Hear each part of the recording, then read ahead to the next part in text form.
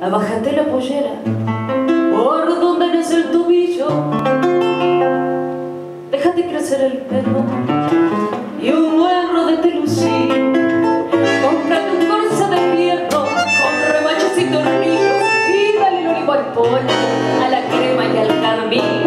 todo leche con vainillas o chocolate con churros, aunque estés en el momento propiamente del vermú, después de un bufoso y cachando al primer turro